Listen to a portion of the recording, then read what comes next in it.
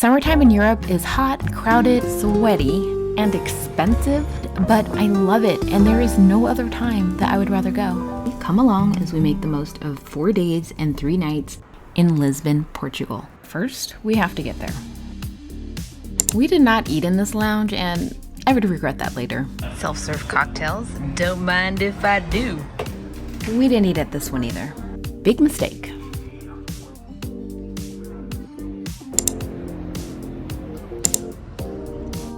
Delayed. Why can't we ever catch a break? I was very worried. I'm starving. I'm supposed to be eating. Good already. He was asleep by now. I know. We're boarding. Almost 4 hours later. They got the part they were waiting for, and it passed all of the safety checks, and then we were good to go. I don't think I've ever been so relieved to get on a plane in my life. If that plane hadn't took off, we would have been leaving the next day, and there were no more direct flights. Oh my gosh. Getting to Europe, especially from the West Coast, is the worst part. I am so grateful that we got to fly business. It makes the flight actually enjoyable, and you're actually a little bit disappointed when it's time to get off, because the food and service is so good and you feel so relaxed. It can't be over. Was it pretty? Uber is expensive in most US cities, but it's super cheap in Europe. We were planning on taking a train, but I'm really glad we didn't have to. Tight quarters. We got in early enough to actually go out and explore a little bit on day one, which was nice, and it usually doesn't work out that way for us. Most travel days are complete trash, which is why we like to spend at least 3 nights and 4 days in every place we go, because no matter what, at least you have 2 full days to explore.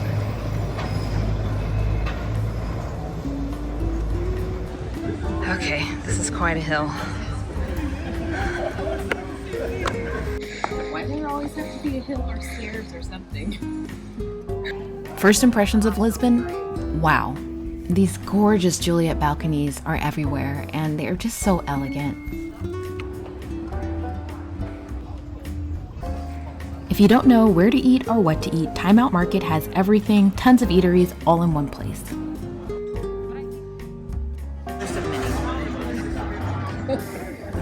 My mind was going to a very dark place, thinking about canceling hotels.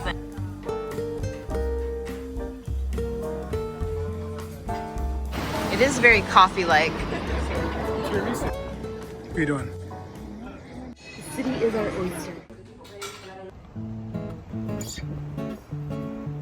We didn't get a super early start the next day, and we are completely fine with that. The first day is usually pretty rough with the jet lag and the time difference. Stairs. My favorite thing about Europe.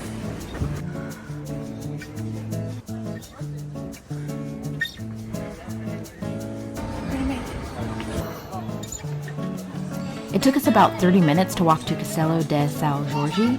In the summer, there are lines for everything, so we bought tickets online to avoid that. Go. Only €20 each. This is a historic castle on the highest hill in Lisbon, and it dates back to the 8th century BC. It was originally built to be a fortification for the city to protect it from outside attack, and over time has been a royal palace and a military barracks. It really looks like a castle.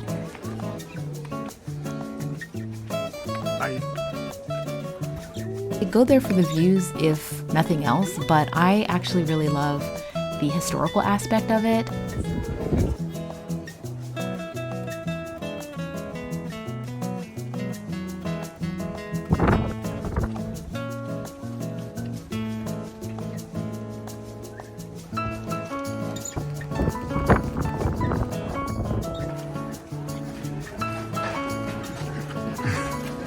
Definitely see some pretty peacocks there all over the place. This archaeological section wasn't that interesting, but that's okay. I really love that there's a lot of places to just sit and relax in Europe. They call them third spaces. We spent about 2 hours there, and then we were off to our next destination. How pretty is that tile? And you'll see it all over the city.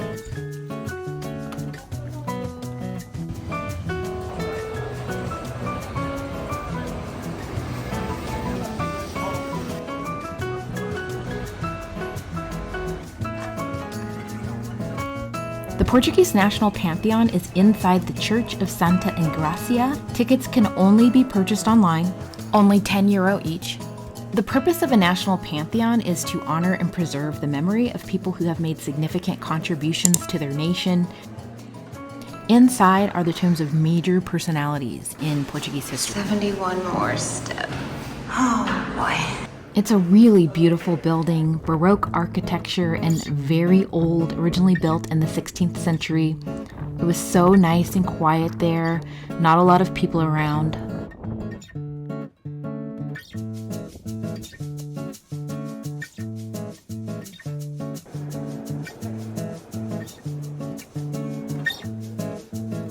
Oh, I can't say it.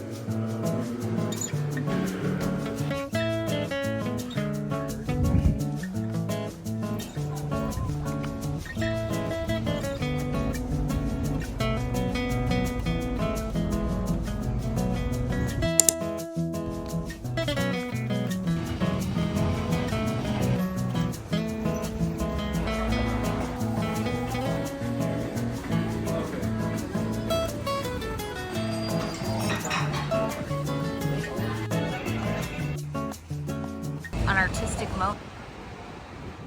Okay, so this is the hotel that we stayed at. Hotel Alegria is a small boutique hotel. From the lobby to the room, it was pretty close to perfect. Breakfast is included in the nightly rate, which I really love. It's a huge convenience when you're traveling. The hotel is not the most important part of the trip, but it definitely enhances the trip. Okay. So I prefer to really love our hotel, if that's at all possible. I do a lot of research, so I'm always anxious to see if it will meet my pretty high expectations. It was so elegant and clean, so very Lisbon. It embodied everything that I thought Lisbon would be. It felt like we were in a little neighborhood apartment. I loved this bathroom. So light and airy and fresh. The whole place was just a dream, really. It's very centrally located across the street from a really pretty park and very walkable to everything that we needed. You do have to pay for water in restaurants in Europe, so complimentary water is a huge plus. The only downside is that there's no actual dressers for your clothing, but everything else was so perfect that I did not care at all. This place is absolutely adorable, but there's not a ton of storage space. So this is what we're doing so far. Our packing cubes here at the foot of the bed. We can put our shoes underneath. Utilizing drawers here and whatever space we can find. This is the breakfast room, and they had a really good variety. Breakfast was really good. So this was our big day out in Sintra. Originally, I booked a tour as the easy way out, but it's not what I really wanted, so I canceled it. The issue I had with scheduling Sintra is that 2 of the 3 attractions have timed entries, and the tickets need to be purchased in advance because there are limited time slots. When you're unfamiliar with the area, it's kind of tricky to commit to advanced tickets when you don't know exactly how long it's going to take to get everywhere, or how to get everywhere, or how long you are going to want in each location. The night before we left, I was scrambling to get everything booked, but I did it, and this is how I scheduled it out. We took the train from the Rossio station to the Sintra station. It was a 50-minute train ride, and you don't really have to worry about transportation from there. There are plenty of options. Bus 434 will take you to Pena Palace. You'll see the bus right outside the station every 15 minutes, or you can just take an Uber, or if you see a tuk-tuk, you can just take one of those. Got to the Sintra station at 9:50. It took us about 20 minutes to get to Pena Palace in an Uber. We got there around 10:25, and our Pena Palace time slot was 11 a.m. We did buy the shuttle bus tickets up to Pena Palace along with our tickets, and we got there right on time. Pena Palace is one of the most unique palaces I've ever seen. It was built in the Middle Ages, starting with just a chapel. It was ruined in an earthquake, and then in 1838, King Consort Ferdinand II acquired the lands to build a summer residence for the Portuguese royal family. It was passed down through generations until it was purchased by the Portuguese state. The palace is now a UNESCO World Heritage Site and one of the 7 wonders of Portugal. It is also used for state occasions by the President of the Portuguese Republic and other government officials. The tickets aren't cheap. They're $48 each, and then we paid $3.50 each for the shuttle. Is it worth it? I guess that just depends on what you're interested in. We like seeing the furnishings and the decor, the architecture, and getting a peek into how people lived back then. But if that's boring to you, then you won't like it. It was crowded, so you do kind of have to inch your way through the rooms. It took us almost an hour to get through it all, but I really enjoyed it.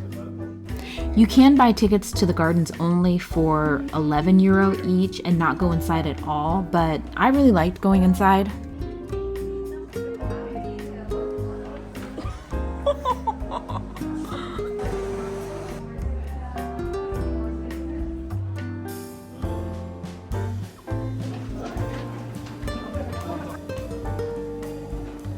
They do have a limited selection of food and snacks if you get hungry.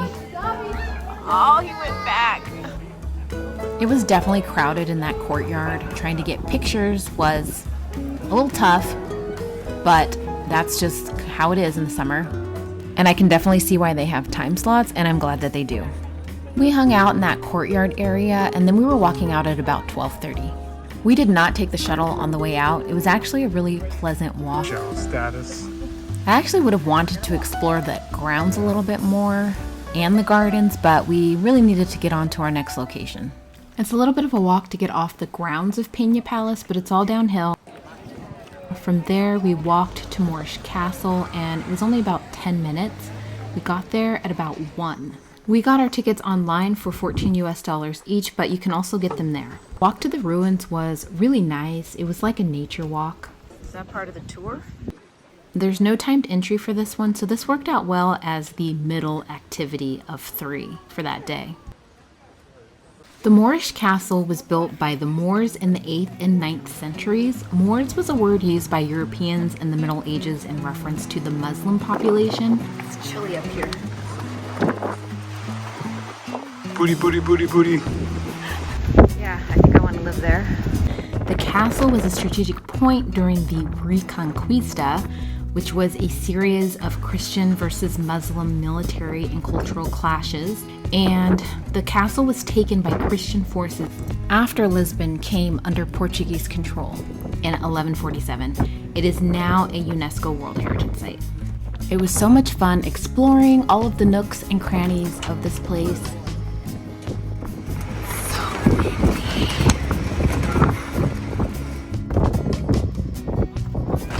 Goes all the way up there. Okay, let's go. Probably some of the best views in town.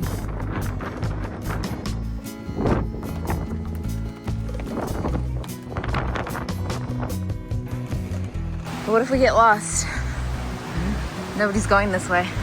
It felt like much longer because we were mostly taking our time, but we were only there for about an hour and 15 minutes, and we left at about 2:15.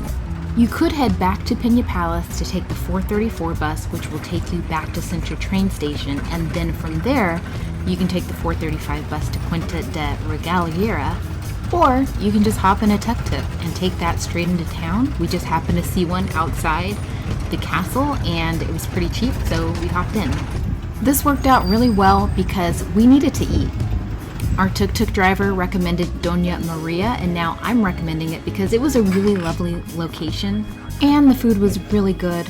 The outdoor dining area was so perfect. If you can get a little bit closer to the edge, you'll have a really beautiful view. Gross. And this was the perfect pit stop and just what we needed before we headed off to our next location. It was a pretty quick 15-minute walk from there, and our timed entry slot was 4 to 4:30 p.m. Once again, we were right on time. We were there at 4. I'll be honest, I really had no idea what the heck this was. I just saw a picture and I thought it was cool and I wanted to go. Some quick background on the land, and excuse my pronunciation, I'm really trying. The land that is now Quinta Da Regaleira originally belonged to the Viscountess of Regaleira, a family of wealthy merchants from Porto, when it was sold in 1892 to Carvalho Monteiro. Under his ownership, the construction of the estate took place between 1904 and 1910. It was sold again and eventually acquired by Sintra Town Council in 1997. The grounds are really beautiful, but the main draw is the wells. This long line wrapping around the corner, but it only ended up being about 15 minutes. The wells were built for ceremonial purposes. It's also referred to as the initiation well. There's speculation that Montero was maybe an initiate of a Catholic military order that was disbanded in the 1300s, and then groups like Freemasons revived their rituals and traditions hundreds of years later. They had to go down the stairs and make their way through the labyrinth totally blindfolded. You walk into this cave and you go downstairs, and it's basically a stairwell to underground. It goes down 88 feet. It just gets darker and darker the further down you go.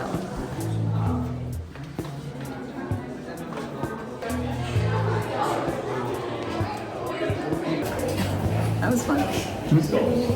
Unique experience. This last bit was unexpected. I didn't know about this little labyrinth area. It got pitch black, and it leads to the Labyrinth Grotto. Yeah,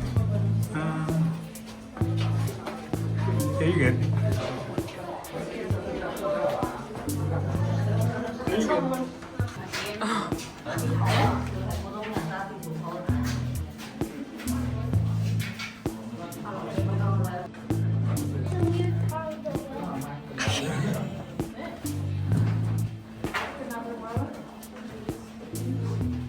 It's like catacombs.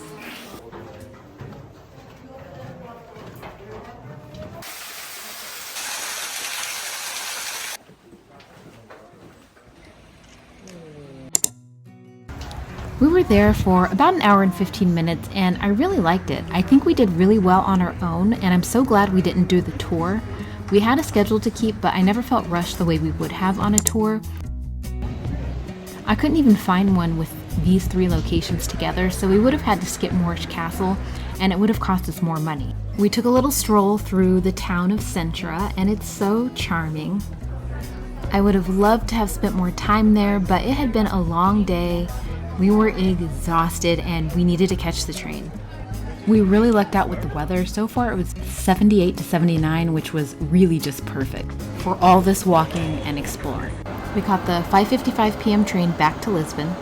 We did about 25,000 steps. We're so tired, but we made the mistake of taking naps 2 nights in a row, and we're not doing it today. So we sat in these chairs and we dozed off. Oh, you got pants on today. Yep. It's colder than I expected. It's much less crowded once the sun started setting.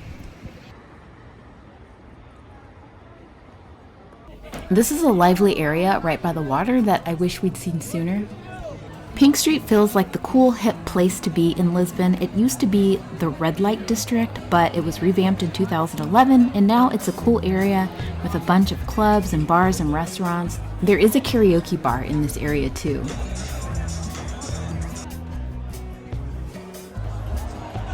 This was happening at 11:30 at night, and I just loved it so much.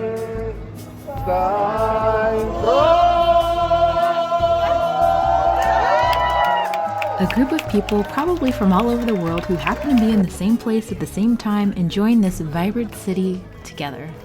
I was just so happy to be there in that moment.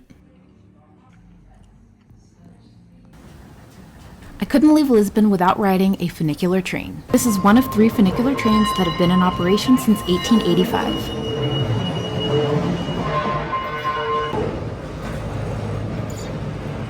It connects Lisbon's downtown restaurant square area with the upper quarter neighborhood. A funicular train is operated by a cable with ascending and descending cars that are counterbalanced, so the car going up helps pull the car going down. A little over a month later, this exact train actually derailed and crashed. There was a loose cable and it just came crashing down. I'm glad I had the opportunity to ride it, but it was chilling and so sad to hear what happened. We assumed we were safe, but it actually wasn't. I heard good things about this place, and it was really, really good. Definitely worth a stop to taste their chocolate cake. He was not interested in riding Tram 28, but I really wanted to because they are so iconic and Lisbon is known for them. This tram is 100 years old. It began service in 1914. It started with 27 lines and now there are only 5. You can catch it anywhere that it stops, but you might have to wait if it's too crowded. The temperature had jumped to 82, so it was hot and crowded and sticky and not as glamorous as you might think, but I don't care. I wanted to do it and I enjoyed it and I have no regrets. This kiosk in the park right across the street from our hotel is serviced by Hotel Alegria and was the perfect spot to relax and have a drink until it was time for us to go. I do wish I had more time in Lisbon. I really liked it, but I was so excited that our vacation was not even close to halfway over. And we still had one more day in Portugal.